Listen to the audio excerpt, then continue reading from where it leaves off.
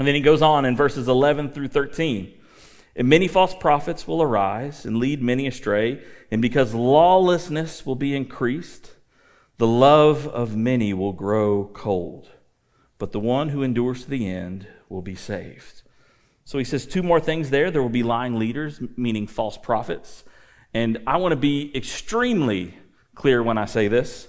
This is part of the reason that Rob and I so desperately encourage each of you that even as we deliver sermons as based out of Scripture as we possibly can, we literally spend hours each and every week before delivering sermons trying not just to understand what was written in English, but we evaluate who wrote these letters in the Bible, who did they write them to, what were they specifically trying to say, what does the original Greek language say. We study so much because we don't want to mess up the words that God has given us as we deliver them as teachings for the rest of our church.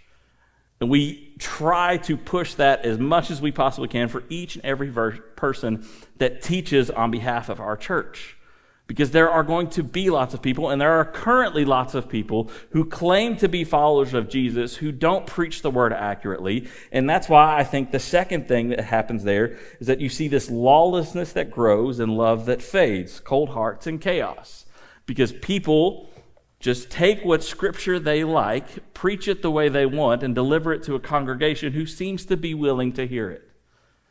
And I think that's one of the most blasphemous things that can happen when it comes to delivering the gospel message. And so we encourage you each and every sermon, don't just take what Rob and I say for granted. Look it up. Research it for yourself. But for the most part, we would really be excited if you did that for yourself, because that's the way that you see whether a person is a false prophet or not. A prophet is not somebody who just gets up and explains the future to everybody. A prophet is just a messenger on behalf of somebody else. Sometimes they give futuristic messages, but oftentimes they deliver the words of God to the people. And so that is what Rob and I try to do each and every week. And we spend a lot of time studying the Scripture and praying in the Spirit to discern exactly what our church needs to hear and should hear as an accurate message and portrayal of what the gospel and what the words of God is trying to say.